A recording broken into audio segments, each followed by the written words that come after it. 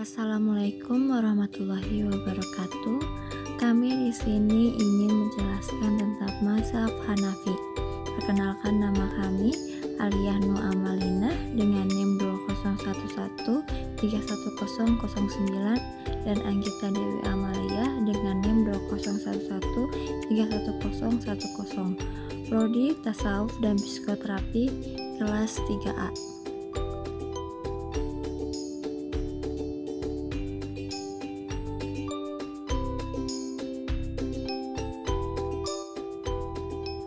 Biografi Imam Hanafi.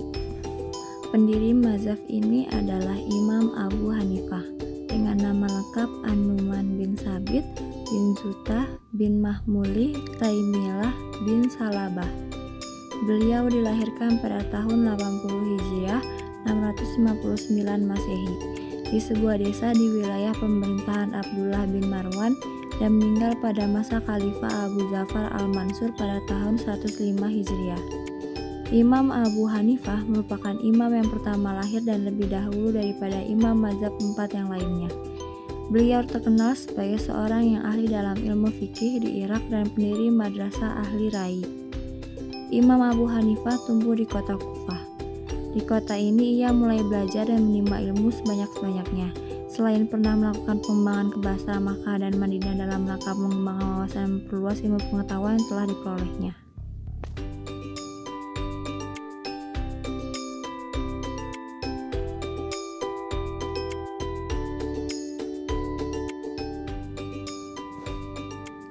Pada tahun 96 Hijriah, beliau menunaikan ibadah haji bersama ayahnya, dan di Masjid Al-Haram beliau bertemu dengan seorang sahabat, Abdullah bin Al-Harth bin Juz'i Az-Zubaidi. Beliau mendengar sebuah hadis darinya, bahwasanya Rasulullah SAW bersabda, "Barang siapa yang memahami agama Allah, niscaya dia akan mencukupi pemahamannya dan memberinya rezeki yang tidak disangka-sangka." Imam Abu Hanifah merupakan seorang imam yang berjiwa besar, bijak dalam bidang ilmu pengetahuan, dan tepat dalam memberikan suatu keputusan atas suatu masalah atau peristiwa yang dihadapi. Beliau bagus pemikirannya, jeli pendapatnya, cakap beranalogi, pakar dalam fikih dan tokohnya. Ibnu Mubarak berkata, "Orang yang paling paham dalam fikih dalam Abu Hanifah, saya belum pernah melihat orang yang ahli dalam masalah fikih seperti dia."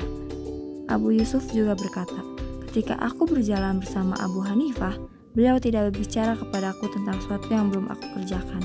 Beliau juga selalu menghidupkan malam, sholat malam."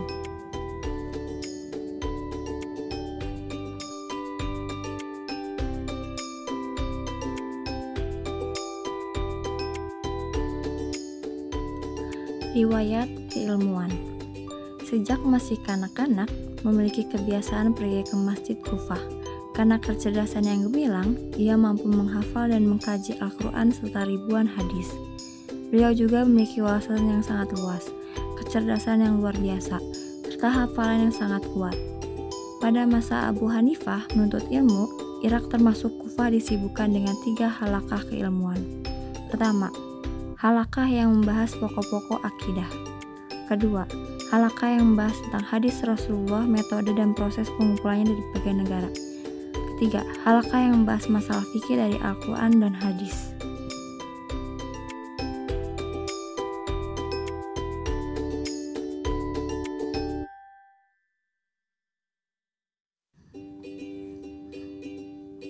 Abu Hanifah melibatkan diri dalam dialog tentang ilmu kalam, tauhid, dan metafisikan, menghadiri kajian hadis dan periwayatannya, sehingga ia mempunyai andil besar dalam bidang ini.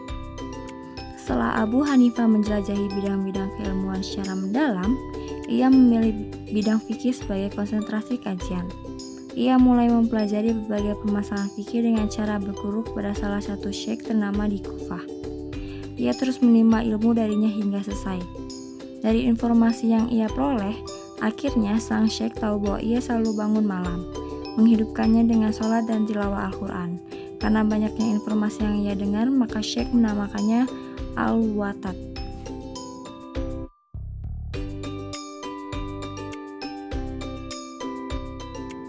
Selama 18 tahun, Abu Hanifah berguru kepada Syaikh Hamad bin Abu Sulaiman. Saat itu ia masih 22 tahun. Karena dianggap telah cukup, ia mencari waktu yang tepat untuk bisa mandiri. Namun, setiap kali mencoba lepas dari gurunya, ia merasakan bahwa ia masih membutuhkannya.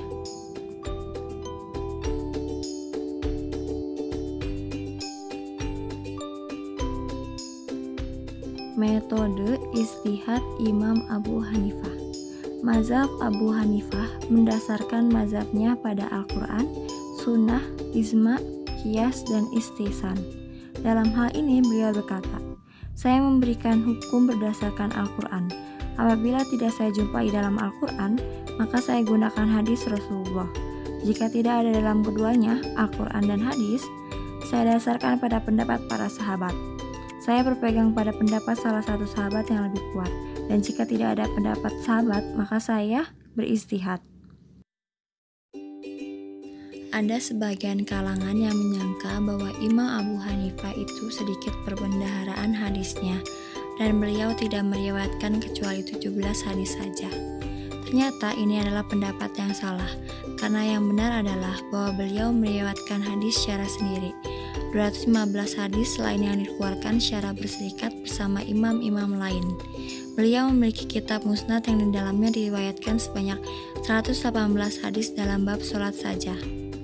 Abu al-Mu'aid Muhammad bin Mahmud al-Khawarizmi telah mengumpulkan musnad Abu Hanifah, dicetak di Mesir pada tahun 1326 Hijriah, hampir mencapai 8.000 halaman besar, yang dikutipnya dari 15 musnad yang dikumpulkan dari karya Imam Abu Hanifah, lalu para ulama hadis berpaling padanya.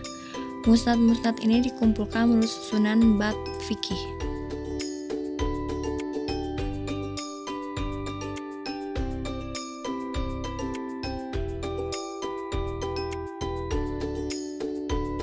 Karakter mazhab Imam Hanafi dalam konteks fikih praktis dan contohnya. Ada beberapa karakteristik yang dijadikan pegangan oleh Imam Abu Hanifah dalam membangun mazhabnya. Di antaranya adalah: pertama, menjaga hak-hak fakir miskin. Contoh, ketentuan wajib zakat pada pakaian yang terbuat dari emas dan perak, serta tidak diwajibkan zakat pada orang yang punya hutang.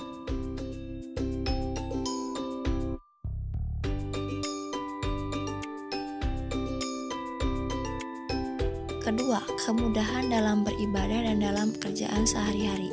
Contohnya, hukum menghadap kiblat.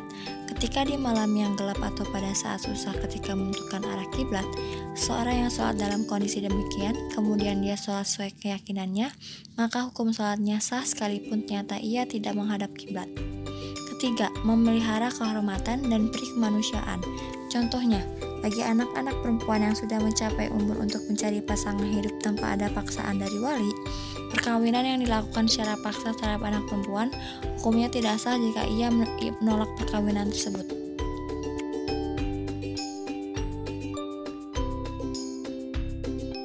Keempat, memberikan kuasa penuh kepada pemerintah dan pemimpin-pemimpin negara. Contoh, pemerintah, kerajaan, atau pemimpin negara berhak mengendalikan kekayaan negara seperti tanah dan sebagainya untuk kepentingan umum. Kelima, mengakui peradaban hidup manusia. Contohnya, bagi orang yang menerima wasiat hendaknya menjaga harta anak yatim dan menjalankan perniagaan dengan harta anak yatim tersebut sesuai perintah amanah.